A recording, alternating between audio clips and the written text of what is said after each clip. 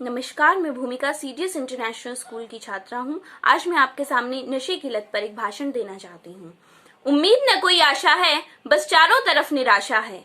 उम्मीद न कोई आशा है, बस चारों तरफ निराशा है। बर्बाद तुम्हें ये कर देगा, नशे की यही परिभाषा है, नशे की यही परिभाषा है।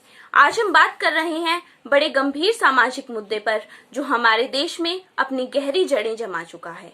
भारत को स्वाधीन हुए 73 वर्ष हो चुके हैं, परंतु आज भी समाचार पत्रों में नशे से मरने वालों की खबरें छपती हैं। टीवी पर बार बार नशे से होने वाली हानियों को दिखाया जाता है, परंतु फिर भी हर वर्ष हर शहर में ठेकों की संख्या बढ़ा दी जाती है। नशा, आखिर ये नशा है क्या?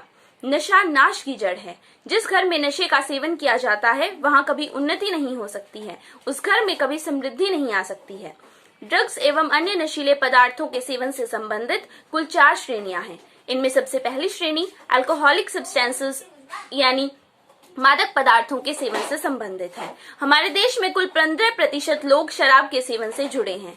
इसमें सबसे ज्यादा कंट्री लिकर का प्रयोग किया जाता है, जिसे देसी मदिरा भी कहा जाता है।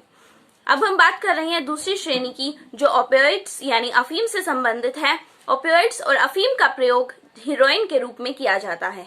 इसके अलावा डोडा और भुक्की के रूप में भी इसका प्रयोग किया जाता है। इन सब में सबसे ज्यादा इस्तेमाल होने वाली सबसे भयानक ड्रग हेरोइन है। आपको जानकर ताज्जुब होगा कि हमारे देश में 2.3 करोड़ लोग इसके सेवन से जुड़े हैं।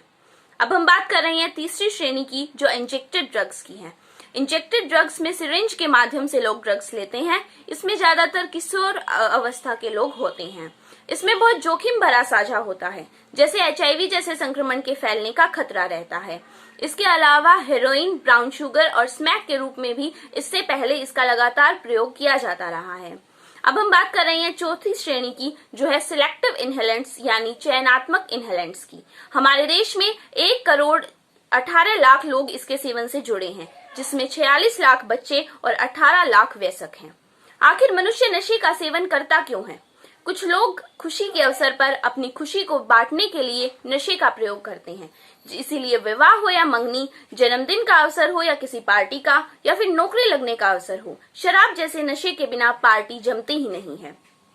ड्रग एडिक्ट्स निश्चित तौर पर हमारे समाज के लिए एक कलंक हैं। ऐसे लोग समाज के बीच में रहते हुए समाज को खोखला कर रहे हैं। बहुत बार ये भी देखा गया है कि ड्रग एडिक्ट्स की भी अपनी मजबूरी होती है। एक बार इस रास्ते पर चले जाने के बाद, एक बार इस दलदल में फंस जाने के बाद फिर वापस आने का रास्ता काफी मुश्किल होता है।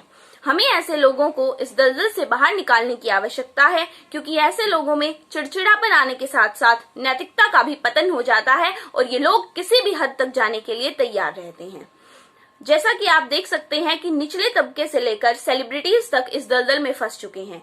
हाल ही में सुशांत सिंह राजपूत के आत्महत्या मामले में, जो कि अब CBI भी कह चुकी है कि बहुत हद तक ड्रग्स के दुष्प्रभावों का ही परिणाम है। बहुत से परिवार अपने युवाओं को, अपने बच्चों को खो देते हैं, अपने आने वाली पीढ़ी को खो देते हैं और अपने सपनों को उजाड़ लेते हैं।